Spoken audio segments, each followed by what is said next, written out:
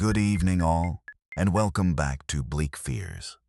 Tonight, we are traveling deep into the hollers of Appalachia through small communities like Sburg, Whitesburg, Pikeville, and Berea, where the silence between the ridges hides accounts darker than any old legend. These are not campfire tales or folklore passed down through generations.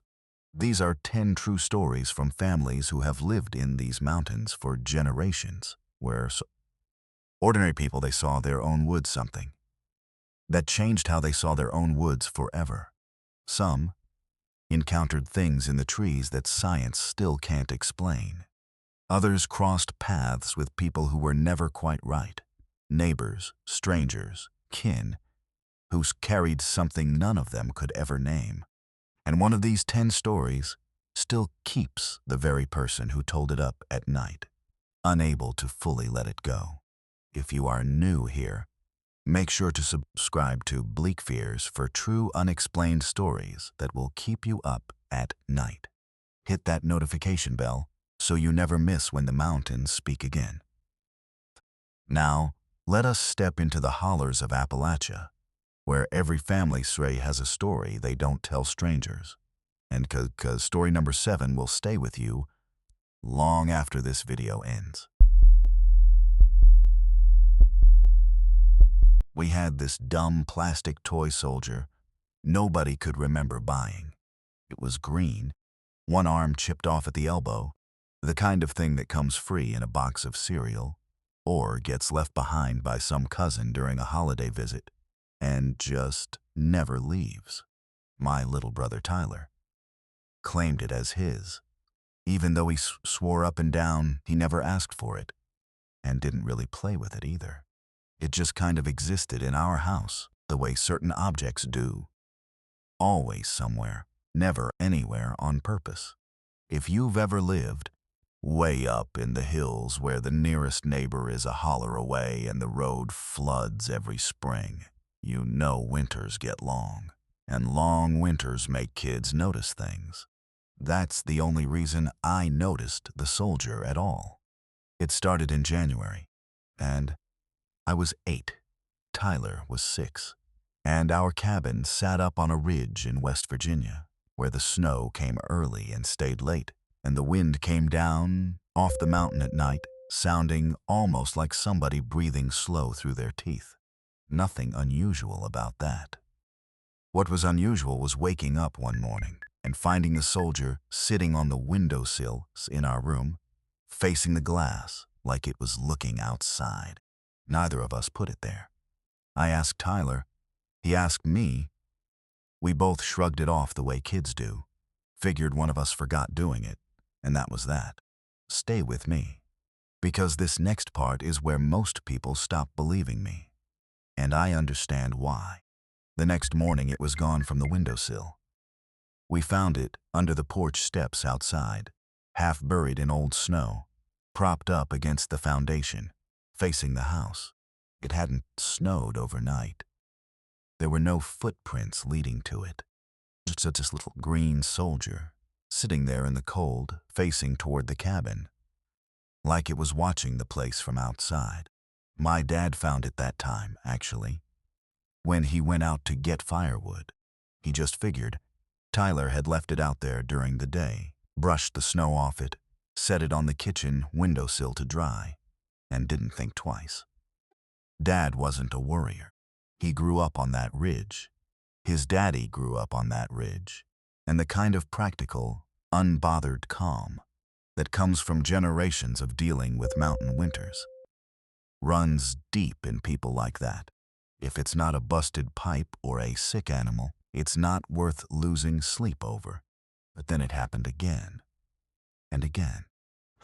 Over about 2 weeks, that soldier turned up in places that didn't make sense. Inside the woodpile, wedged between split logs, facing out toward the tree line, tucked into the toe of one of my snow boots, standing upright like it had climbed in there itself.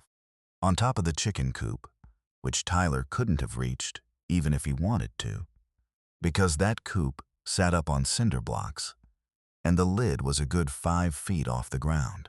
every single time. It was facing the house. I want to be really clear about that part, because at the time, none of us thought much of it. But looking back, every single placement had that toy oriented the exact same direction, like whatever was moving it wanted a clear view of the cabin, of us, of the windows where our beds were. We started keeping it in a drawer. Tyler's idea, actually. He said he didn't like it watching him sleep, which at 6 years old felt like a kid being a kid, the kind of thing children say about dolls or shadows or anything slightly off. We laughed about it at dinner. My mom made some joke about how maybe the soldier just wanted some fresh air after being cooped up in a cereal box. It stayed in the drawer for 4 days. 4 mornings, nothing happened. We figured whatever weird streak of bad luck or forgetfulness had caused all that was over. And honestly, by day 4, we'd mostly stopped thinking about it at all. That's how these things work, I think. The scary part isn't the event itself. It's how quickly normal life just folds back over it, like water closing over a dropped stone. On the 5th morning, the drawer was open. Not all the way. Just a few inches, enough that you could tell it hadn't shut all the way the night before or had been pulled open since. The soldier was gone from inside it.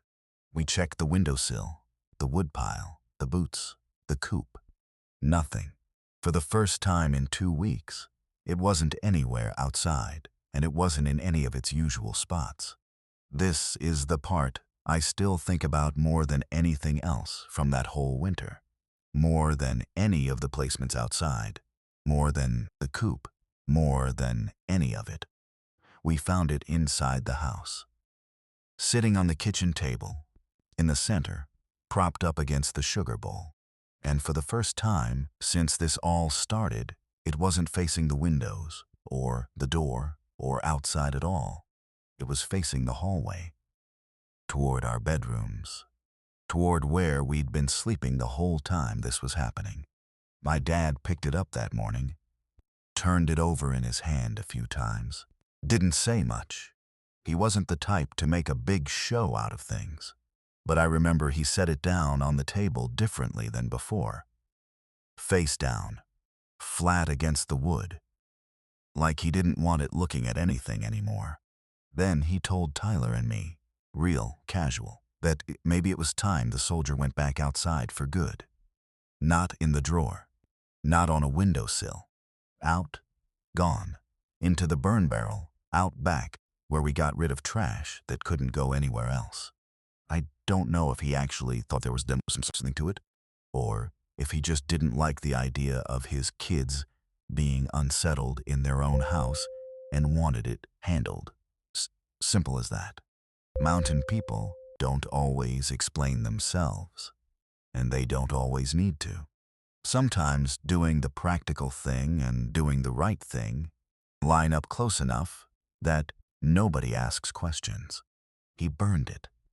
That afternoon, I remember because it was one of those gray, still days where the smoke from the barrel just hung low over the yard, instead of rising, curling along the ground toward the tree line, like it didn't want to leave either. After that, nothing else happened.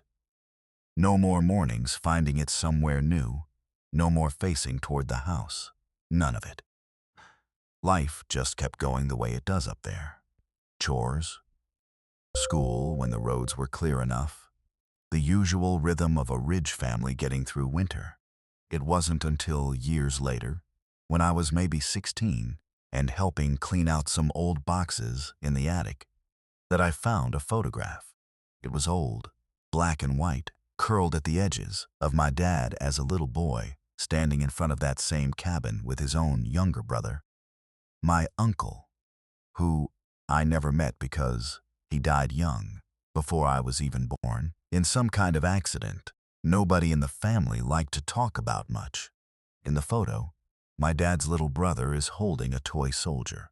Same chipped arm, same pose, standing in almost the exact same spot where the coop would later sit. I never asked my dad about it. Some things in a family you just don't ask. Because you're not sure you want the answer. And because asking might mean admitting that you noticed something too. I think about that toy sometimes, the way it kept turning up closer and closer to where we slept. The way it finally turned to face down that hallway like it had been looking for something. Or someone the whole time. And maybe, in its own way, finally found it. We never got another cereal box with a toy soldier in it after that. My mom switched brands. Nobody talked about why. Granddad Eli wouldn't let anybody touch that clock for longer than I'd been alive. It hung above the stove in his kitchen, an old wind-up thing with a yellowed face and a crack running through the glass that nobody ever bothered to fix. And the hands sat frozen at 11:47, not running slow, not stuck from rust, just stopped, dead still, at exactly 11:47. For as long as anyone in the family could remember. Growing up, I thought it was just one of those things old people do. Like how some folks keep a chair nobody's allowed to sit in, or won't repaint a room, because that's how it's always been. Eli was like that about a lot of things. He'd lived his whole life in that same holler in eastern Kentucky. Same house his daddy built, and he wasn't a man who liked change creeping into his space uninvited. The clock had a story behind it, though. Everybody in the family knew the basic shape of it, even if Eli himself never talked about the details much. Back in the 70s, he'd worked the mines, like most men around there did at some point. There was a collapse. Number 6, they called the shaft, and Eli was one of maybe 4 or 5 men who made it out. A lot of others didn't. He carried the rest of his life in the quiet way some men carry things, where you'd never know unless you were paying attention. He didn't talk about the men he lost. He didn't go to the memorial services they'd hold, sometimes for the anniversary. But he kept that clock, stopped at 11:47, hanging in his kitchen for 40-some years, and as a kid I just figured that's when the accident happened. Made sense. People keep things like that. Now here's the part that actually gets me, even now, telling it. When I was about 20, home for a visit, I noticed the battery compartment on the back of the clock was open, and the battery was just sitting there loose, not even in properly. I didn't think much of it. Figured it had probably been dead for decades anyway, since the hands never moved. But out of curiosity, more than anything, I popped a fresh battery in from the junk drawer. The second hand started moving. I want to be clear, this clock had been broken, stopped, dead, whatever you want to call it, my entire life. Decades. And the second hand just started ticking along, normal as anything, like it had been waiting on a battery the whole time, and nobody had ever bothered to check.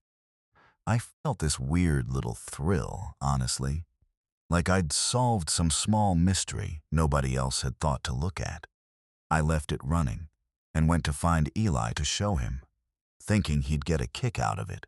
40 years of that old clock's busted, and turns out it just needed a AAA.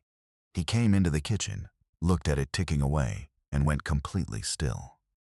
Not mad, not surprised exactly, either, just still. In this way that made the room feel different. Like the temperature dropped a little. He walked over, real slow, and turned the clock so the face was against the wall. Then he told me, in this flat, quiet voice I'd never heard him use before, that the battery needed to come back out. I asked why, kind of laughing it off, because to me it was just a clock working again after years of being broken. What's the harm in that? He said it had been running before. Before the collapse. It had stopped on its own, exactly at 11:47, the moment of the collapse, with no battery issue, nothing wrong with it mechanically. It just stopped, like everything in the house had paused for a second that day, and he'd taken the battery out himself, on purpose years later, after. And this is the part that still gets me. After he tried replacing it once before, back in the 80s, and the new battery had made the clock start ticking again too. Except it didn't keep normal time. It ran for exactly however long it took to reach 11:47 again. And then it stopped. Every time. No matter what time of day he started it, no matter how many times he reset it, it would tick along for some number of hours or however long, and then freeze again at 11:47, like that was the only time the clock actually wanted to exist at. He'd tried it a few times over the years, he said, mostly out of stubbornness, wanting to prove to himself it was just some manufacturing fault, a busted gear, something explainable. Every time, same result. Eventually, he just stopped trying, took the battery out for good, and let it hang there. Stopped, because at least stopped felt like it was over. Felt like it had already happened and wasn't going to happen again. So we sat there in his kitchen, this nearly 70-year-old man and his 20-year-old grandson, with this little ticking clock between us, and I could see him doing the math in his head. How long had it been running already? What time had I put the battery in? How much longer before it hit 11:47 again? I want to pause here for a second, because what happened next is that's hard to explain to people who weren't there. We didn't take the battery out. I don't know why. Exactly. Maybe curiosity. Maybe part of both of us wanted to see if it would actually do it again after all these years, prove the story true or false once and for all. Eli didn't say to leave it in, but he didn't take it out either. He just sat down at the table, and we waited. It took almost 3 hours. We didn't really talk much during that time. Just sat there, him drinking coffee, me pretending to look at my phone, but really just watching that second hand tick around, lap after lap, getting closer. At 11:46, Eli stood up. Didn't say anything, just stood, like his body knew before his head did. At 11:47, the clock stopped. Second hand just froze, mid-tick, exact same spot it had sat in my whole life. Neither of us said much after that. I took the battery out myself this time, and we never talked about putting another one in again. The clock went back to hanging there, stopped, same as always, like nothing had happened. Except now I knew it had, and that it would happen again, every single time, if anyone ever gave it the chance. Eli passed a few years after that. During the clean-out, when the family was going through the house deciding what to keep and what to get rid of, I asked if I could have the clock. Nobody fought me on it. Most people in the family either didn't know the story or didn't want to think about it too hard. It's in a box in my closet now. I haven't put a battery in it. I don't think I ever will, honestly, not because I'm scared exactly, but because some things feel like they're owed their stopping point.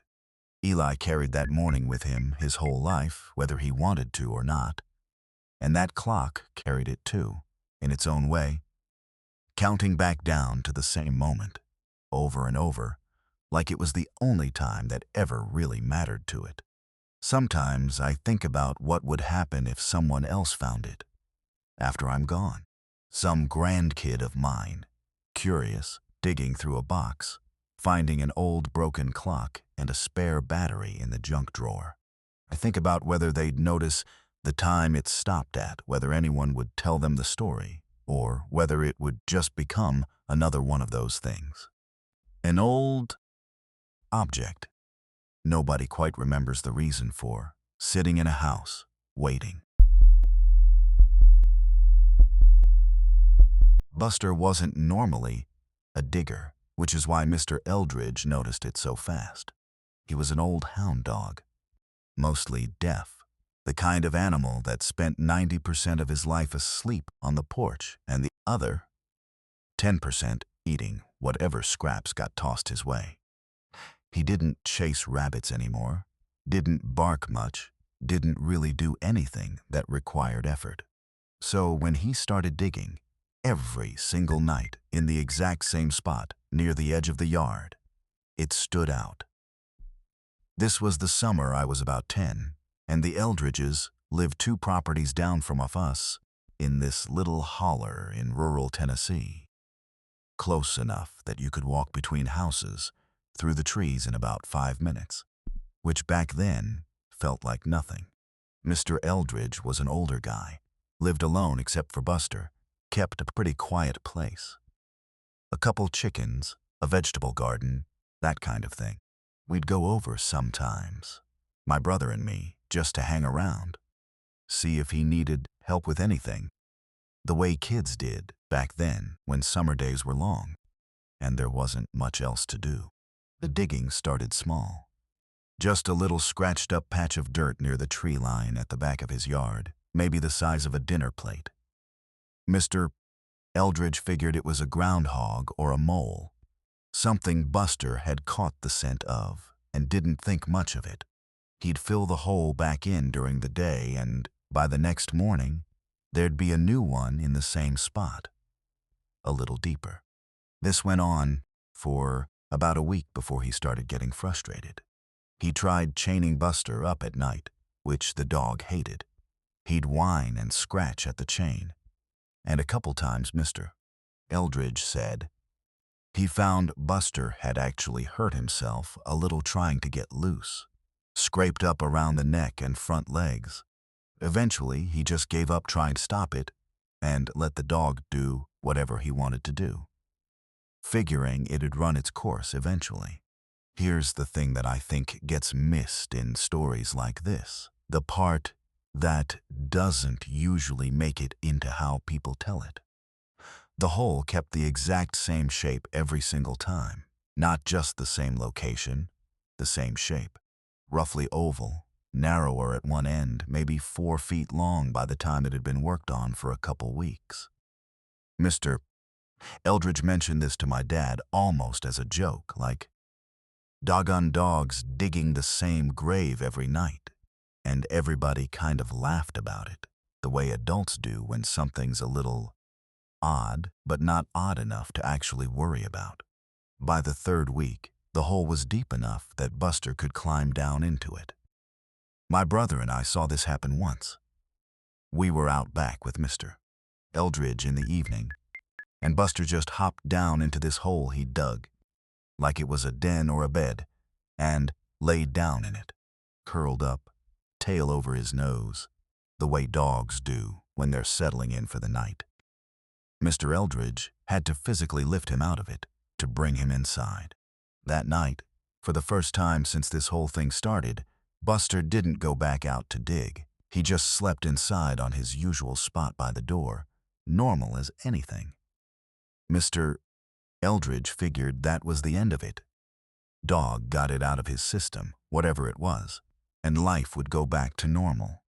I want you to hold on to that detail for a second, because it matters for what comes next.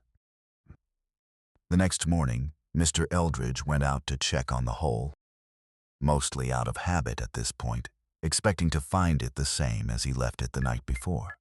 Instead, the hole was deeper, a lot deeper, deep enough now that you couldn't see the bottom of it from standing height.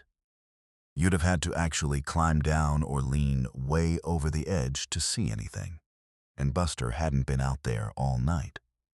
My brother and I were there that morning, actually, because Mr.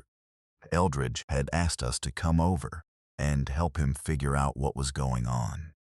And I distinctly remember him saying that Buster had slept right by the door the whole night, hadn't barked, hadn't gone outside even once, because he'd had to let him out first thing that morning for his usual business, and the dog had been groggy and slow, like he'd actually gotten real sleep for once. So if Buster didn't dig it deeper overnight, the question became, who did? Or what did? Mr. Eldridge got a flashlight, and we all three leaned over the edge of this hole, looking down into it, and at the bottom, pressed into the dirt, were paw prints. Buster's paw prints, the same shape and size as his. Mr. Eldridge even compared them right there to the prints Buster had left around the yard over the past few weeks, and they matched exactly. Down to the way his back left paw always landed a little crooked because of an old injury. But Buster hadn't been down there. Not that night. The dirt at the bottom looked old, too. Not freshly turned, not loose like dirt that had just been dug.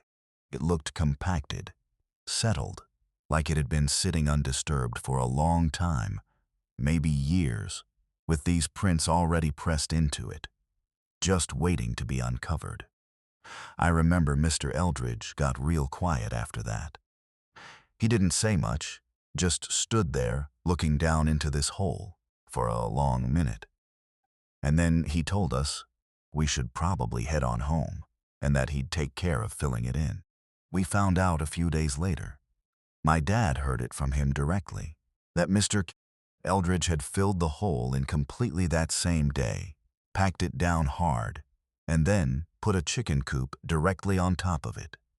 Not near it. On top of it, exactly centered over where the hole had been. He built a whole new coop just for that purpose, moved his existing chickens into it, and never mentioned the hole again. Buster lived another few years after that, normal as could be. Never dug again. Not once. Not anywhere in that yard. Not even when other dogs in the neighborhood would dig under fences or go after groundhogs. He'd just lay there on the porch. Same as always. Like none of it had ever happened. Mr. Eldridge passed away when I was in my 20s, and the house got sold to people who weren't from around there. I don't know if they ever moved that chicken coop, or if they even know it's sitting on top of anything at all. Probably not. People move into old houses all the time, without knowing the full history of the land underneath them. What's been dug up, what's been buried, what's been covered back over and built on top of, real careful. Like covering something over is the same as it never having been there in the first place. Sometimes I think about those paw prints pressed into dirt that had been sitting there for who knows how long before that summer. I think about the shape of that hole, narrow at one end, the exact size for something or someone to lie down in. And I think about how Buster slept so peaceful that one night, the only night he didn't go out there. Like whatever had been calling him out to dig had finally gotten what it needed, and didn't need him anymore after that. Dale bet me $5 I wouldn't go inside, and normally I'd have just laughed it off. Because Dale was always betting me stuff like that, and I almost never took him up on it. But that summer was different. We were 16, bored out of our minds, and the old company store had been sitting there empty for as long as either of us could remember. Just this big brick building slowly losing its windows out in the middle of what used to be old camp in southern West Virginia. The camp itself wasn't much anymore. A handful of houses, most of them empty, a couple still occupied by old-timers who'd lived there their whole lives and had nowhere else to go. The company store was the biggest building left standing. 2 stories, boarded up on most of the windows, but the back door had been busted open for years. Kids had been getting in and out of that place for at least a decade before us, leaving spray paint and beer cans and the usual stuff teenagers leave behind. So when Dale made his bet, I figured, what's the worst that happens? We'd both been inside plenty of times before, just never alone, never for very long. Mostly we'd go in, look around for a few minutes, maybe find something mildly interesting, and leave. This time, Dale stayed outside, said he'd keep watch. which really just meant he didn't want to go in himself, but didn't want to admit that, and I went in by myself to win my $5. The inside of that store always had this smell to it, even years after it closed. Old wood, dust, something faintly metallic underneath, like rust mixed with something else. Most of the shelving was still there, empty, lined up in these long rows that went back further than you'd expect from looking at the building from outside. Light came in through gaps in the boarded windows in these thin strips, enough to see by if you gave your eyes a minute to adjust. I want to mention something here that might seem small, but it matters. Near the back, behind what used to be the counter, there was this big wall calendar, the kind businesses used to get for free, with a company logo at the top, and one big page per month. It had been there as long as anyone could remember. Dale and I had seen it on previous visits, and it was always just hanging there, faded, curled at the edges from humidity, showing some month from years and years ago. Nobody thought anything of it. It was just part of the scenery, like the empty shelves or the busted light fixtures. This time, though, I happened to glance at it as I walked past, and it was showing the current month. Not some random old month like before. The actual month we were in, that summer, correct year and everything. I stopped and looked at it for a second, because that didn't track with what I remembered. I was pretty sure, not totally sure, but pretty sure that on our last visit a few weeks earlier, it had been showing some month from over a decade ago. I figured maybe I was just misremembering, or maybe somebody else had been in there messing with it as some kind of joke, flipping the pages for fun. Kids do dumb stuff like that. I pulled out my phone to take a picture of it, mostly just to send to Dale outside, like, hey, check this out, somebody's been messing with the calendar, because it felt like the kind of weird little detail that's funny to point out to a friend. The picture came out completely black. Just black, nothing in it. I figured the lighting was bad. It was dim in there, and phone cameras back then weren't great in low light. So I tried again, this time using the flash. Same thing. Completely black, except this time, if you looked really close, in the corner of the frame where the calendar was hanging, there was this faint shape, not clear enough to say what it was exactly. Just a shape, darker than the black. Round it, roughly where the calendar would have been in the photo. I want to be honest about something.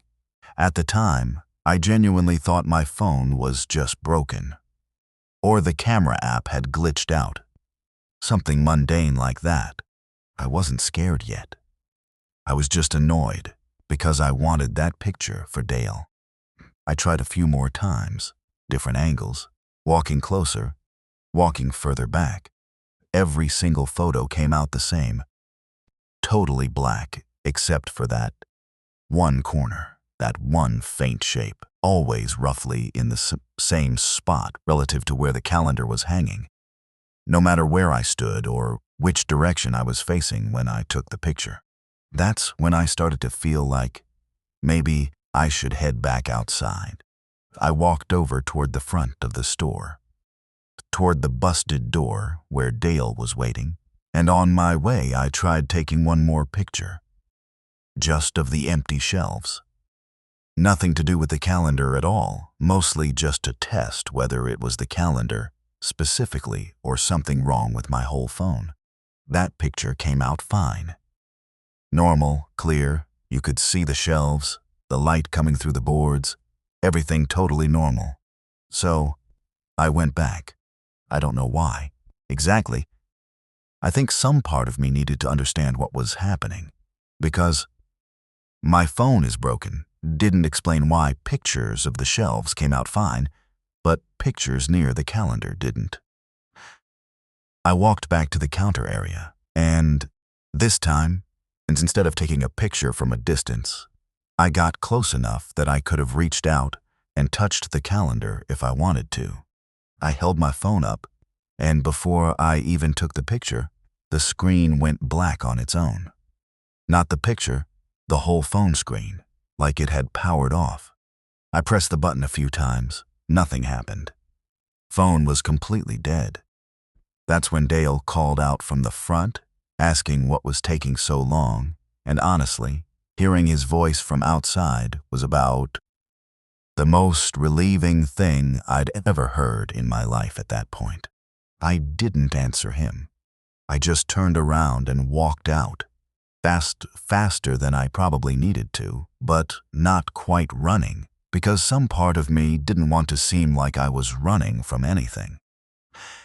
Outside, Dale handed me the $5, laughing, asking what took so long, and I just said I didn't see anything interesting, which wasn't really true, but I didn't feel like explaining it right there. My phone stayed dead for the rest of that day. Wouldn't turn on no matter what I tried. That night, at home, I plugged it into charge, and it powered back on completely normal, full battery within an hour or so, like nothing had ever happened. I checked the photos. The ones of the shelves were still there, totally fine. The black ones, the ones near the calendar, were gone. Not in the gallery, not in any folder, nowhere. Like they'd never been taken at all. Dale and I went back to that camp a handful more times after that, over the next year or so, but I never went into the company store again, and I never told him the full story of what happened in there. He probably just figured I was being weird about it. Like, maybe something had spooked me, and I didn't want to admit it. Years later, I heard the company store finally got torn down, part of some county effort to clean up old abandoned structures in the area. I don't know what they found in there, if anything, or if anyone ever even thought twice about that calendar before it came down with the rest of the building. Sometimes I think about that shape in the corner of those photos, how it was always there, always in roughly the same spot, no matter how I moved or where I stood, like it wasn't really part of the room at all, but part of whatever was looking back at me through that lens, the whole time I was standing there thinking I was the one doing the looking. Mom kept calling the county about stolen road signs before any of the rest of this started, and at the time, none of us thought it was anything more than what it looked like. Kids messing around, probably, or somebody collecting them for a garage or a dorm room, the way people sometimes do with deer crossing signs because they think they look cool. She drove a long gravel back road every night for work, the kind of road that connects two hollers way back in the hills. No streetlights, just trees crowding in on both sides and fog that settled into the low spots most nights, especially in fall. She worked a night shift at a plant about 40 minutes away, and that road was the fastest way home, even though fastest on a road like that still meant slow, careful driving the whole way. There was a deer crossing sign about halfway along that road, right where the road curved around this little outcrop of rock, and it had been there as long as Mom had been driving that route, which was years. One night, driving home, she noticed it was gone.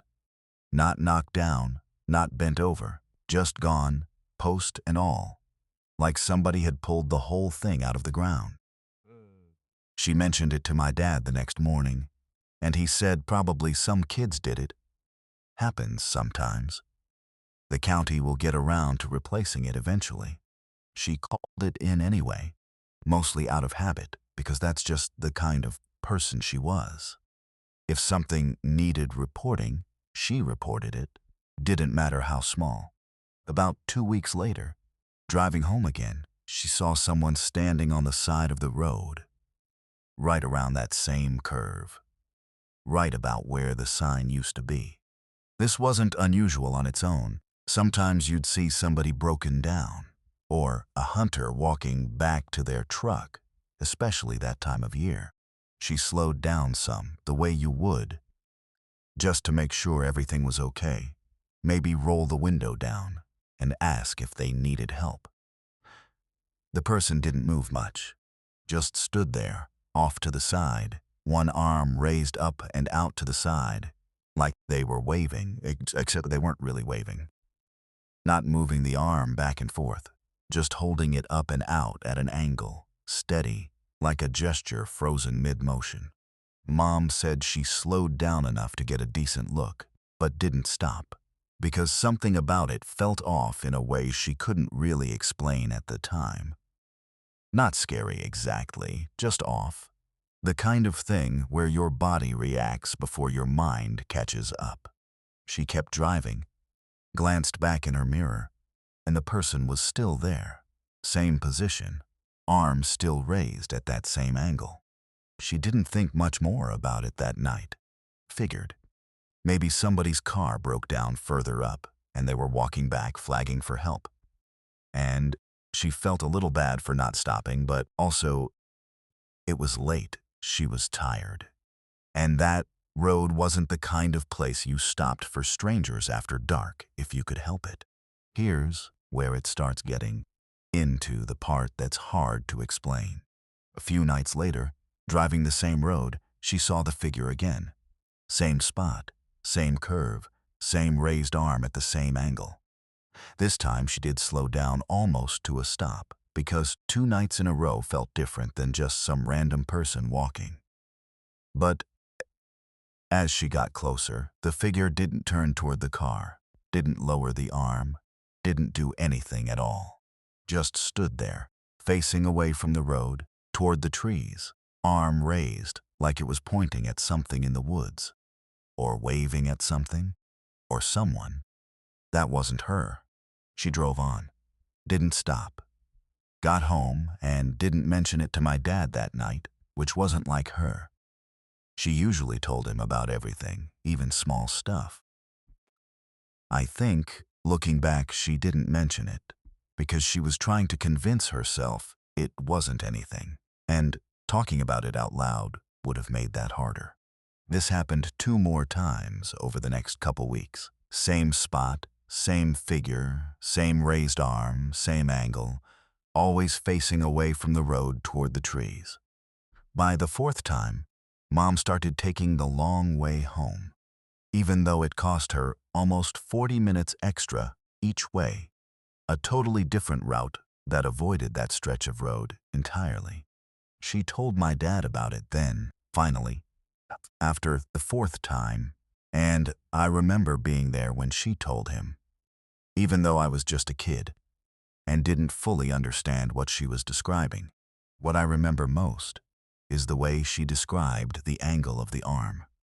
She said it looked exactly like the way my dad used to wave at her. My dad had passed a few years before any of this happened. Work accident, related, nothing warranted to this. Work accident, nothing related to any of this, just one of those things that happens to people who work physically demanding jobs in places where safety regulations were looser than they should have been. He'd had this particular way of waving, kind of stiff, arm raised out to the side, at an angle, rather than up and down. More like he was signaling something than greeting somebody. It was distinctive enough that people in the family used to joke about it sometimes, in that fond way families do with the little quirks of someone they've lost. Mom hadn't made that connection out loud until she was describing it to my dad. My stepdad, I should say, the man she was with at the time of all this. And the second she said it, I remember the room got real quiet. Nobody really knew what to say. She kept taking the long way home after that. For months, actually. The longer route added time and gas money she could have used elsewhere. But she never went back to driving that original road at night, not even once. Not even when the long way got difficult during a stretch of bad weather that winter and made her commute almost double. The deer crossing sign By the way, the original one, the one that disappeared before any of this started, it never got replaced. The county apparently had some kind of backlog, and that particular stretch just never got prioritized, I guess. So for years, that curve just sat there with an empty hole where the post used to be, slowly filling in with weeds and gravel. No sign at all. About 2 years after all this, my mom finally drove that original road again. Daytime. This time, not at night, just passing through on her way to somewhere else, taking what used to be her regular route out of habit more than anything. She said when she got to that curve, there was a sign there again. New post, new sign, deer crossing symbol and everything, like the county had finally gotten around to it, except it wasn't straight. The post was bent, at an angle, leaning out toward the road, at almost the exact same angle as that raised arm she used to see. She said she didn't stop to look closer, just kept driving, and never mentioned to anyone whether she ever drove that road again after that, day or night. I think about that sometimes, how something so small, a missing road sign, a slightly bent post, can sit there for years, and how easy it is to drive right past these things without ever really looking at them twice, without ever stopping to wonder what they're actually pointing at, or who might have put them there, bent just so, facing whatever direction they're facing, for reasons that have nothing to do with traffic at all. The cows came back wrong is the only way I can put it. Not hurt, not sick-looking, not even particularly spooked. Just wrong, in this way that took us a while to even articulate, because on the surface, everything looked fine. Better than fine, actually. That was the problem. We lived on a stretch of river-bottom farmland in North Carolina, the kind of land that's good for grazing because it's flat and the soil's rich, but also the kind of land that floods. Not every year, but often enough that everybody who lived along that stretch knew the drill. When the Weather Service started talking about a system stalling out over the mountains upstream, you moved your animals to higher ground, you secured what you could, and you waited. This particular flood came up faster than usual. We'd had warning, sure, but the water rose quicker than the forecasts predicted. And by the time my older brother and I got out to the lower pasture, to start moving the herd, the water was already creeping into the field, faster than cattle generally want to move when they're not in a hurry themselves. We got most of them up to higher ground without too much trouble. But a handful, 6, maybe 7, got separated in the chaos, spooked by the rising water, and scattered off toward the tree line at the edge of the property instead of following the rest of the herd uphill. By the time we realized they were missing, the water had already cut off that whole section. And there was nothing we could do but wait for it to recede and hope. The water stayed up for almost 2 full days. Longer than usual for that stretch, partly because of how much rain fell upstream and partly because of how the river bent right around our property, creating this slow eddy effect that kept water pooling in our bottom fields even after it had mostly drained from areas just up the road. When it finally went down enough to get back out there, my dad's first instinct, and this is just how he was, practical, methodical, not an alarmist by any stretch, was to check the barn. Not because he expected anything specific, just because what you do, you check the structures first. See what damage there is before worrying about anything else. The barn sat up on slightly higher ground than the pasture on a small rise, so it hadn't flooded. The water had come close. You could see the line on the foundation where it had lapped up against the base. But it hadn't gotten inside. Dad walked up to the big sliding door, and it was shut. Padlocked, actually, the way we always left it, because we kept some equipment in there worth locking up. He unlocked it, slid the door open, and there they were, all 6 of the missing cattle, standing inside the barn, calm as anything, like they'd been there the whole time waiting to be let out for morning feeding. Now, here's the thing, and I want to walk through this carefully, because the way it unfolded for us in real time is part of what made it so unsettling. Our first reaction was relief, honestly. Pure relief. We'd basically written these animals off. Flooding like that, cattle can drown, get swept into the river, all kinds of bad outcomes. And here they were, fine, dry, inside the barn. For about 30 seconds, that was the whole story. Good news. Lucky break. Then my brother said something that made all of us stop. He said, "How'd they get in?" And we all just kind of looked at the door, because the door had been padlocked from outside, the way it always was, the way it had been the entire time the flood was happening, because none of us had been anywhere near that barn since before the water came up. We'd been busy with the rest of the herd, then stuck on higher ground ourselves once the water cut off that section of the property. Cattle can't open padlocks. That's obvious, I know. But standing there in that moment, it felt like the kind of obvious thing that suddenly needed to be said out loud, because the alternative explanations were starting to feel a lot less comfortable than lucky break. My dad checked the padlock itself, thinking maybe it had been broken somehow, forced open, and then someone had put it back on. But it was completely intact. No damage, no signs of tampering, still locked with the same key that had been on his keyring the entire time. The only key, as far as any of us knew. We checked the rest of the barn for any other way in. A window, a gap in the siding, anything 6 full-grown cattle could have squeezed through. There wasn't anything. The barn was old but solid.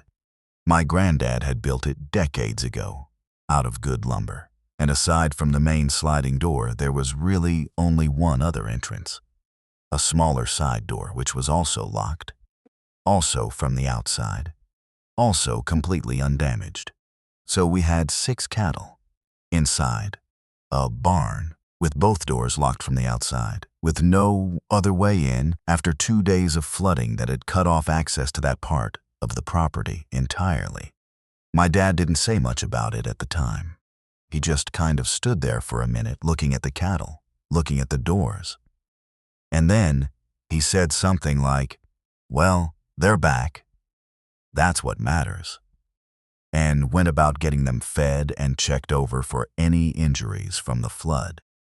But here's the detail that I think about more than any of the rest of it, and it's something I didn't even notice myself. My brother pointed it out, actually, while we were checking the cattle over. Their hooves were clean. Not just clean of mud from the flood, clean in general. Like they'd been brushed, almost. Cattle that have been out in a flooded pasture for 2 days should have mud-caked all over their legs, their bellies, everywhere. These 6 didn't have a speck on them. Meanwhile, the rest of the herd, the ones that had gone up to higher ground with us and had been standing in wet grass and mud the whole time, looked exactly like you'd expect. Filthy, legs caked, the works. It was like these 6 animals had never actually been outside at all during the flood. Like they'd just been in the barn the whole time, clean and dry and calm, while outside the water rose and fell, and the rest of us scrambled around trying to keep everything together. We never figured out an explanation for it.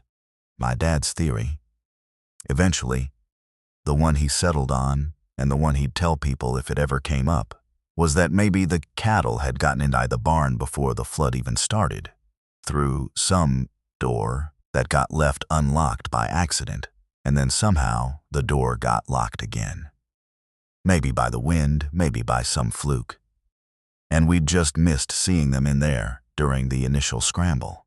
Nobody really believed that, including him, I think. But it was the kind of explanation that let everyone stop thinking about it. Which is, sometimes all an explanation needs to do. What gets me, even now, is how calm those 6 cattle were. Cattle are pretty reactive animals generally, flighty, easily spooked, and after something stressful like a flood, you'd expect them to be agitated, restless, hard to handle. These 6 were the calmest animals on the property that whole day, almost sleepy. Like they'd just woken up from a nap and were a little confused about why everybody was making such a fuss. We kept those 6 in the herd for years after that, no different from any of the others. As far as I could tell, they lived out normal cattle lives, got sold off eventually like the rest. Nothing ever happened with them again that anybody noticed. But every time there was a flood warning after that, and there were a few more over the years, my dad always checked that barn first, before the cattle were even moved, just to make sure the doors were locked and stayed locked the whole time. He never explained why to anyone who asked, just said it was good practice, which I guess it was. Just maybe, not for the reasons anybody else assumed.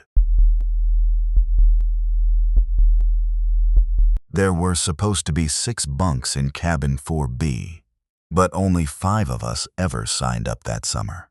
I remember this clearly because it came up during the first night when we were all unpacking and one of the girls, Tasha, I think it was, though it's been a long time and I might be getting names mixed up, pointed out that there was an extra made-up bunk in the corner, sheets tucked tight, pillow fluffed, like it was waiting for someone.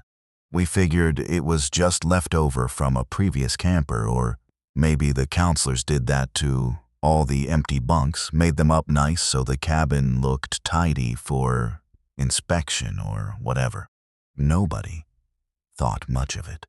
We were 14, 15, that age where a week away at a church camp up in the mountains felt like the most exciting thing in the world, and an extra made bed in the corner was about the last thing on anyone's mind. The camp itself sat in this remote valley, the kind of place you only get to by driving up a long, winding road that switches back on itself so many times you lose track of which direction you're actually facing. Cell service didn't really work up there, which the counselors actually liked, said it helped everybody be present, or whatever language they used. There was a dining hall, a little chapel building, and a bunch of cabins scattered around a central clearing, each one named with a letter and number. 4B was ours. The first few days were completely normal. Activities, campfires, the usual stuff. The extra bunk stayed made up the whole time, untouched, and at some point, we just stopped noticing it altogether, the way you stop noticing most things in a room after a while. It was around the 4th night that things started getting strange, and I want to walk through this slowly, because the way it built up matters. I woke up in the middle of the night. Not for any particular reason, just woke up, the way you sometimes do. And I could hear singing. Quiet singing, coming from somewhere in the cabin. At first, I thought maybe it was coming from outside, another cabin maybe, sound carrying weird the way it does, up in those mountain valleys at night. But as I got more awake, I realized it was definitely coming from inside our cabin. It was a hymn. I recognized the tune, actually.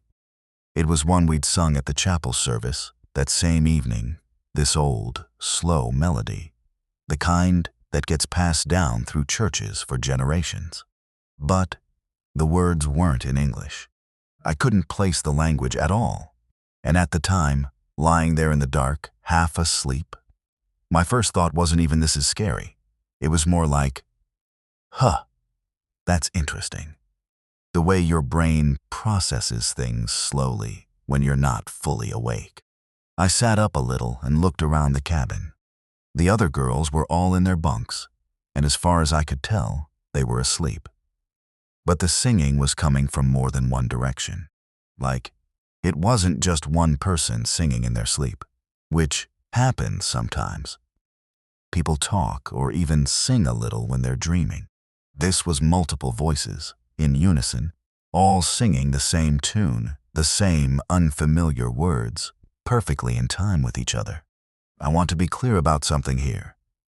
This wasn't loud. It wasn't jarring or sudden. It was actually kind of beautiful, in this eerie way, like something you'd hear in a dream yourself, soft and layered and harmonious. If I'd been a little more asleep, I probably would have just drifted back off without thinking twice about it. But I was awake enough to notice that the singing was coming from the bunks around me, from my actual cabin mates, the girls I'd been hanging out with all week, who were definitely, visibly asleep, eyes closed, breathing steady, and singing this hymn in a language none of us spoke, in perfect unison, like a choir that had rehearsed together for years. I counted the voices. This is the part that I still can't fully explain, even now. There were 6. There were only 5 of us in that cabin, plus me, which makes 5 total bunks occupied. Wait, no, let me say this clearly, because I want to get the math right, because the math is the whole point. 5 girls, including me, 5 bunks occupied, 1 extra bunk made up, empty, in the corner. I counted 6 distinct voices singing. I looked at each bunk. 4 other girls, all asleep, all apparently singing in their sleep. Mouths barely moving, but moving all the same, in time with this hymn. That's 4 voices, plus my own would be 5. If I'd been singing too, which I wasn't, I was sitting up, wide awake, just listening. 5 girls, 4 of them singing in their sleep, accounts for 4 voices. I heard 6. I looked at the extra bunk in the corner, the one that had been made up the whole week, untouched. And in the dim light coming through the cabin windows, I could see that the sheets were no longer made up tight and tidy the way they'd been every day since we arrived. They were rumpled, like someone had been lying in them. Like someone was lying in them right now, under the blanket, the shape of a body clearly visible in the dark. I didn't move. I don't think I could have, honestly, even if I'd wanted to. I just sat there, in my own bunk, listening to this singing, 6 voices now clearly accounted for in my head, even though I still only counted 5 actual girls, plus myself in the room, watching this shape in the extra bunk that hadn't been there an hour earlier, that I was sure hadn't been there. The singing went on for what felt like a long time, though I have no idea how long it actually was. Time gets weird when you're scared and trying not to move. Eventually, one by one, the voices faded out, the other girls' mouths stopped moving, and the singing stopped completely, all at once, like someone had cut it off. I must have fallen back asleep at some point, because the next thing I remember is morning, sunlight coming through the cabin windows, and everyone else already awake, getting dressed, totally normal, like nothing had happened. The extra bunk was made up again. Tight, tidy, exactly like it had been every other morning that week. I asked the other girls if anyone remembered singing in their sleep, and got a lot of blank looks, a couple of laughs, somebody saying I was being weird. Nobody remembered anything. I almost convinced myself I'd dreamed the whole thing. Honestly, that's the explanation I settled into for most of that day. That I'd had some weird half-asleep dream about singing and an extra person in the cabin, and it had felt real, because that's just how dreams work sometimes. That night was the last night of camp. We packed up the next morning, said our goodbyes, all the usual stuff, and headed home. It wasn't until a few weeks later, back home, going through pictures from camp that one of the other girls had posted online, that I noticed something.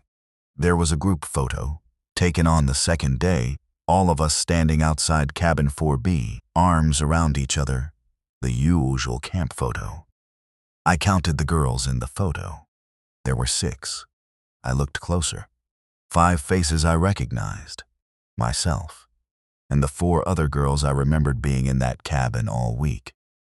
The 6th person, standing on the end, arm around the girl next to her just like everyone else, smiling just like everyone else, was someone I had absolutely no memory of. I didn't recognize her at all. Never met her, as far as I could recall, never talked to her, never even noticed her presence the entire week. I asked the other girls about her, sent them the photo, asked who she was. Sis. Every single one of them said the same thing. They didn't recognize her either. Nobody remembered a 6th girl in our cabin. Nobody could explain why she was in the photo, smiling, arm around one of us, looking completely at ease, like she'd been part of the group the whole time. We never figured out who she was. The camp didn't have any record of a 6th camper assigned to 4B that summer. I know, because one of the other girls' moms actually called and asked, thinking maybe there'd been some kind of paperwork mix-up. There hadn't been. Officially, on paper, there were only ever 5 of us in that cabin. I still have that photo, somewhere, saved on an old hard drive. I've looked at it a few times over the years, and every time, that 6th face looks just as familiar and just as unfamiliar as it did the first time. Like someone I should know standing right there with the rest of us, smiling for a picture none of us remember her being part of. Dad wasn't a man who got spooked easy, which is why I remember this so clear. He was the kind of guy who'd reach into a tackle box without looking, who'd handle a snake by hand if it wandered onto the porch, who'd worked outdoors his whole life and didn't have much patience for anything that smelled like superstition. So when something actually got to him, you noticed. Because it didn't happen often, and it definitely didn't happen the way it did that weekend. We'd gone up to this state park in the mountains for the opening weekend of deer season, like we did most years. It was just the 2 of us. I was maybe 15. And we had a spot we always used, a little clearing about 1.5 miles in from the trailhead, far enough that most people didn't bother hiking out that far. Close enough to a creek that we always had water nearby. That year, the fog came in heavier than usual, and it didn't lift the way it normally would by mid-morning. It just sat there, thick, low to the ground, the kind of fog where you could see maybe 30, 40 feet in any direction before everything just kind of dissolved into gray. Dad said it'd probably burn off by afternoon, and we set up camp and went out for the morning hunt anyway, because that's what you did. You didn't waste a hunting weekend sitting around waiting on weather. We split up a little, the way we usually did, each of us finding our own spot within shouting distance of the other, settling in to wait. I remember it being quiet in this heavy, muffled way. Fog does that, soaks up sound, makes everything feel closer and farther away at the same time. About an hour in, I saw a deer, a doe, standing maybe 20 yards off, just at the edge of where the fog let you see clearly. Normal enough. You see deer all the time hunting. That's the whole point. What wasn't normal was that she was looking straight at my dad's position, not mine, and she wasn't moving. I want to explain what I mean by not moving, because it's important. Deer freeze sometimes, sure, when they sense something but aren't sure what. That's normal. But normally, that freeze breaks pretty quick. A few seconds, maybe, then they bolt, or they relax and go back to grazing. This doe didn't do either. She just stood there, completely still, staring toward my dad, for what I'd guess was close to 10 minutes. I actually checked my watch at one point because it felt like it had to be longer than it was. And it had been almost 10 minutes since I first spotted her, and she hadn't moved at all in that time. Not even her ears, not even a tail flick, nothing. My dad noticed her too, obviously. And at first he was just watching her the way you'd watch any deer, sizing her up, deciding whether she was worth anything to him that morning. But after a few minutes, I could see him start to get uneasy. He lowered his rifle, just let it rest across his lap, and he kept glancing around, like he was checking what else was out there, what she might be looking at besides him. Eventually, the doe just turned and walked off into the fog, slow and calm, like nothing had happened. My dad didn't say much about it right away. We hunted a little longer, didn't see anything else, and headed back to camp around midday once the fog still hadn't lifted and visibility actually got worse instead of better. That night is when things got strange. We'd set up our tent in the same clearing we always used. Fire going, the usual routine. The fog hadn't lifted at all. If anything, it had thickened, and by full dark, you genuinely couldn't see more than 10 or 15 feet past the firelight, before everything just disappeared into this solid wall of gray. We were sitting by the fire, not talking much, when we both heard something walking around the perimeter of the camp. Not close. Out at the edge of where the firelight reached, in the fog where we couldn't actually see anything. Just footsteps, slow, deliberate, moving in this wide circle around where we were sitting. At first, neither of us said anything about it, because honestly, you hear stuff in the woods at night all the time, animals, branches, settling, whatever. But this kept going, long enough that it became obvious. It wasn't just some animal passing through. Whatever it was circling us, slowly, and it kept circling, lap after lap, for probably 20 minutes straight. My dad finally stood up, grabbed the rifle, and walked toward the edge of the firelight, trying to see into the fog. I stayed by the fire, because that's what he told me to do, stay put. And I remember sitting there, listening to those footsteps continue their slow circle, now somewhere off to my left, completely invisible. Here's the detail that I think about more than anything else from that whole trip. The footsteps had a rhythm to them. Not like a person walking, exactly, more uneven than that. Like something with more than 2 legs. Or something that wasn't used to walking on 2 legs and was doing it anyway, awkward and deliberate at the same time. And along with the footsteps, there was breathing. Heavy, slow breathing, the kind you'd hear from a large animal up close. Except this was coming from somewhere out in the fog, 15, 20 feet away, and it was loud enough to hear clearly over the crackle of the fire. And it sounded exactly like the doe. I don't mean it sounded like a deer in general. I mean, specifically, that the breathing had this particular quality to it, a kind of huffing rhythm, slightly ragged, that I recognized because I'd been close enough to deer before, gutting them after a kill, to know what that sound is like up close. And this sounded like that, exactly like that. Just slower and louder, and coming from something walking around our camp on what sounded like 2 legs instead of 4. My dad stood at the edge of the firelight for a long time, rifle ready, not saying anything, just listening to this thing circle us in the dark. Eventually, and I don't know how much time had passed, it felt like forever.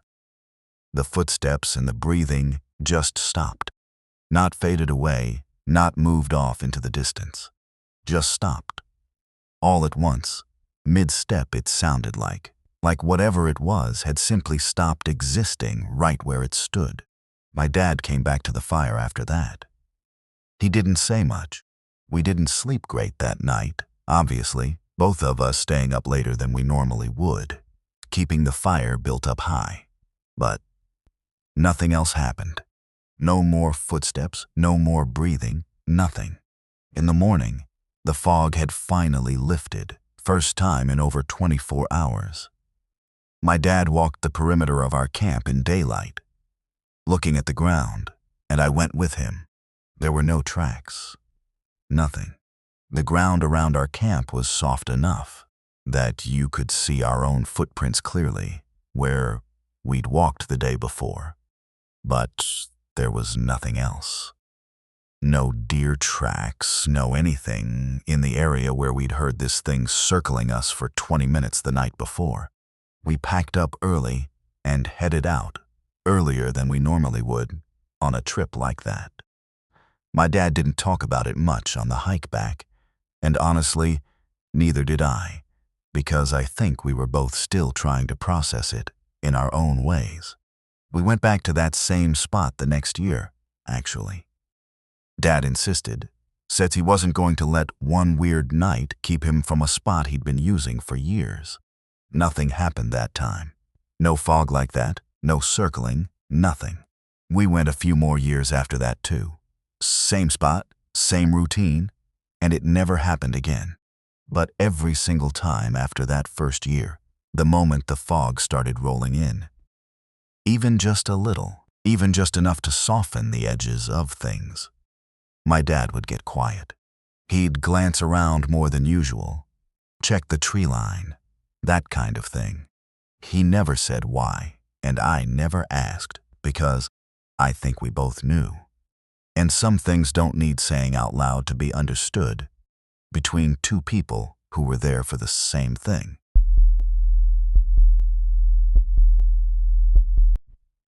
I found a grocery list in my own handwriting that I hadn't written yet. That's the only way I know how to open this, because that's exactly how it started. And no amount of explaining around it makes it sound any less impossible than it actually was. I live in the farmhouse I grew up in, out in rural Virginia, the kind of place that's been in the family for a few generations. My parents lived there before me, and before that, my grandparents, and so on, back further than anybody's bothered to trace. When my parents got older and moved into something smaller in town, I took over the house, mostly because nobody else in the family wanted the upkeep, and I didn't mind it. I work from home, mostly, so the quiet suited me fine. The house has this junk drawer in the kitchen. Every old house has one, I think, the drawer where everything that doesn't have another home ends up. Rubber bands, old batteries, takeout menus from restaurants that closed years ago, that kind of thing.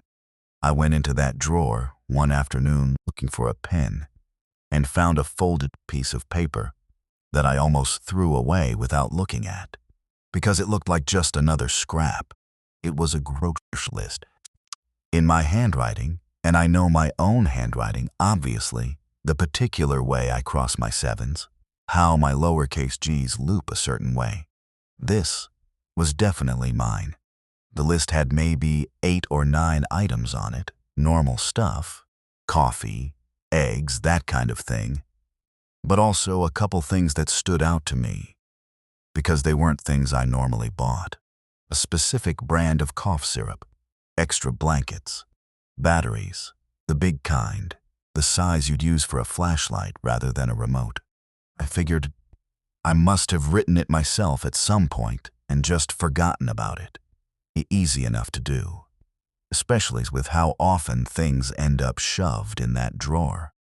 I didn't think much of it, honestly, just tossed it back in and went about my day. About 4 days later, I came down with a pretty bad cold. Nothing serious, just one of those colds that knocks you out for a few days, makes you want soup and to sleep a lot. I went to the store to grab some things and found myself almost on autopilot, picking out that exact same brand of cough syrup. Not a brand I'd normally choose. There's a cheaper one I usually grab. But something about being sick, not thinking too hard, I just grabbed that one. I didn't connect it to the list at the time. It wasn't until that night, lying in bed feeling miserable, that it crossed my mind that brand of cough syrup, the one I just bought without really thinking about why, was on that list. The list I'd found in the drawer 4 days earlier. The list I apparently wrote at some point before I got sick, listing out a brand of medicine I'd end up needing because of an illness I didn't have yet when I supposedly wrote it. I told myself that was just coincidence. People buy cough syrup when they're sick. That's not exactly a wild prediction. I went to sleep, still feeling pretty rough, and didn't think too much more about it. The next part of the cold got worse before it got better. My voice basically went out for a day, and that night the power flickered a couple times during a storm, enough that I actually went looking for the flashlight, which needed batteries. The big kind, the kind from the list. At this point, I want to be honest about where my head was at. I wasn't thinking, this is supernatural or anything like that, not yet. I was thinking more along the lines of, did I maybe write this list during a previous cold like last year and just never threw it out? And now I'm getting sick again in a similar way and buying similar stuff out of habit. That felt like a reasonable explanation. People are creatures of habit. Maybe past me had written that list during some earlier illness, predicting nothing, just listing what I needed at the time, and the paper had just been sitting in that drawer for months, maybe longer. Maybe longer. That explanation held up fine until I actually looked at the list again, more carefully this time, after I felt better. There was a date on it. I hadn't noticed the date the first time. It was written small, in the corner, the way I sometimes date things out of habit, a habit my mom actually taught me. Something about keeping receipts and notes organized. The date on the list was 3 days after I'd found it in the drawer, which, by the time I looked at it again, had already passed. So the list wasn't from the past. According to the date written on it, in my own handwriting, it was from the future, 3 days after I found it, which by now was actually 1 day in the past relative to when I was looking at it again. I sat with that for a while. I want to be clear that my first instinct, even then, was still to look for some normal explanation. Maybe I'd misdated it by accident, written the wrong number without thinking, the way you sometimes do when you're tired or distracted. Dates get written wrong all the time. That felt like the most likely thing. But then, I noticed something else on the list. Near the bottom, below the grocery items, there was a line that wasn't really a grocery item at all. It just said, check the gutter, east side. I don't write notes to myself like that mixed in with grocery lists, normally. If I need to remember to check something around the house, I'll write a separate note, usually stick it on the fridge. Mixing a house task in with groceries wasn't something I did, but I went and checked the gutter on the east side of the house anyway, mostly out of curiosity at this point, because the whole situation had gotten weird enough that I figured, why not? What's the harm in checking a gutter? There was a wasp nest, a big one built into the corner where the gutter met the roof line, the kind that's easy to miss unless you're specifically looking up at that exact spot, which I almost never had reason to do. It looked like it had been there for a while, at least a season, maybe longer, based on its size. If I hadn't checked it and that nest had stayed there into the following spring when the wasps became active again, it had been right above the spot where I usually sit on the back porch during warmer months. I'd have been sitting directly underneath an active wasp nest, without any idea it was there. I got it removed, called somebody to handle it properly, didn't want to deal with that myself, and went on with things. The cold passed, life went back to normal, mostly. Here's the part that I still don't really know what to do with. A few weeks later, I was making my own grocery list. A normal one, this time, consciously sitting at the kitchen table with a notepad, the way I usually do before heading to the store. And partway through writing it, without really thinking about it, without deciding to, I wrote down, check the gutter, west side at the bottom, below the groceries, in that same spot where the other note had been on the list I'd found. I stopped writing as soon as I noticed what I'd done. Looked at it for a long minute. I hadn't been thinking about gutters at all. I was thinking about what kind of bread to get, completely mundane stuff. And yet there it was, in my own handwriting. The same kind of note, same placement, different side of the house. I checked the west side gutter that same day. Nothing there. No nest, no damage, nothing unusual at all. Completely fine. I don't know what that means, if it means anything. Maybe it means nothing.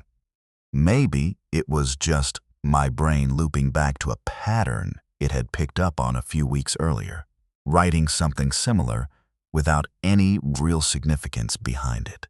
Or maybe it means something hasn't happened yet on that side of the house, and at some point I'll need to go check again. I still live in that house. I still use that same notepad, that same junk drawer. I haven't found another note like that first one, not yet, anyway.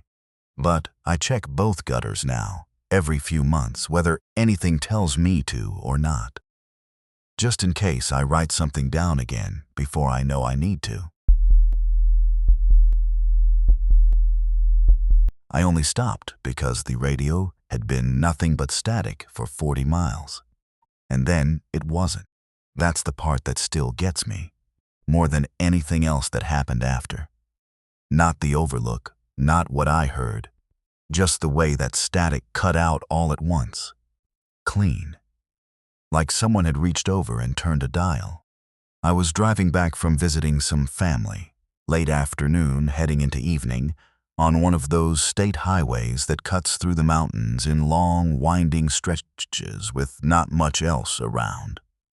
Gas stations, every 20 or 30 miles if you're lucky, cell service that comes and goes depending on which ridge you're behind. I'd been driving for hours already, getting tired, and the plan was just to push through to the next town with a motel before it got too late. The radio situation wasn't unusual, honestly. Out in those mountains, you lose stations constantly. You'll be listening to something fine. Then it fades into static for 10-15 minutes while you're behind a ridge. Then sometimes it comes back. Sometimes a different station picks up instead. I'd had it on static for so long at that point that I'd basically tuned it out. Just background noise, barely registering it anymore. There was a scenic overlook coming up. I'd seen the sign for it a mile or so back, one of those pull-offs they build along mountain highways so people can stop and look at the view. I hadn't planned on stopping, but the sun was starting to get low, casting that long golden across the ridges, and, honestly, I just needed a minute.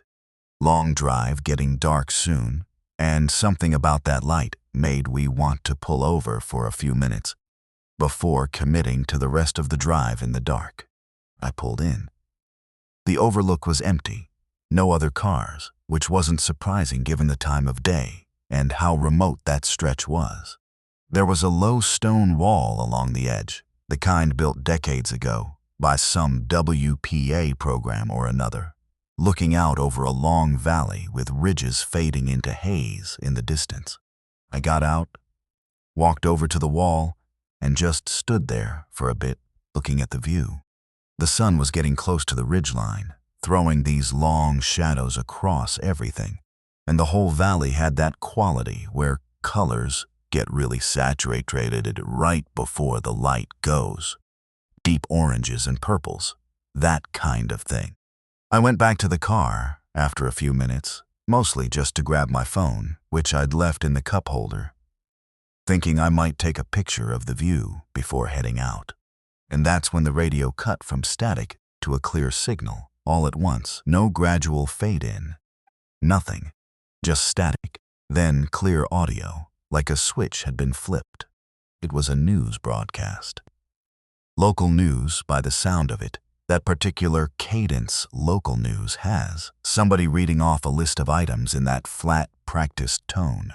I almost didn't pay attention to it at first, because local news on the radio is about the most unremarkable thing in the world, and I was more focused on finding my phone.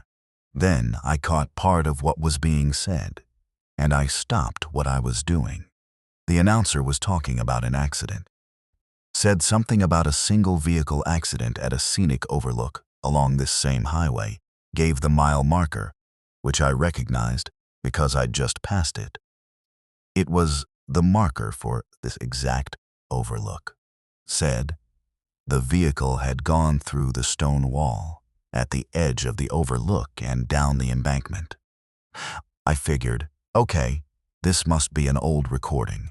Some archived broadcast that got picked up somehow, weird as that would be. Radio does strange things in the mountains. Signals bouncing around, picking up things from far away or from years back sometimes. I'd heard of that happening, even if I didn't fully understand how. But then the announcer said the date. And it was tonight's date. Not an old broadcast. Today, this evening, this exact date. And then the announcer described the vehicle. I'm not going to pretend I remember every single detail of how it was described, because honestly, by that point my brain was kind of struggling to process what I was hearing. But I remember enough of it lining up. The color, the type of vehicle, even a detail about a sticker on the back window, which I had. An old sticker from a place I used to work that I'd never gotten around to peeling off, that it was close enough to my own car that I couldn't write it off as just a coincidence anymore. The broadcast said the accident had happened this evening, around sunset. I looked up. The sun was right at the ridgeline. Sunset, more or less, right then. I want to walk through what I did next carefully, because I've thought about this a lot since, and I think the way I reacted matters. I didn't get back in the car. That was my first instinct, actually. Just get in, drive away, get away from this overlook as fast as possible. But something stopped me, and I think it was the stone wall. I looked at it. This low wall, maybe waist high, that I'd just been standing at a few minutes earlier. And I thought about what the broadcast had said about a vehicle going through it and down the embankment. And I thought about how, if I got in my car right now and drove off in a hurry, rattled and not thinking straight, that's exactly the kind of situation where something like that could actually happen. So instead, I walked away from the car. Just walked further down the overlook, away from the edge, away from the wall, away from where my car was parked near it. I didn't really have a plan beyond putting some distance between myself and the most obvious version of what the broadcast had described. The radio, from inside the car, kept playing. I could still hear it faintly. The broadcast continuing on to other stories, traffic and weather and whatever else. Completely normal sounding now, like it had just been a regular broadcast the whole time.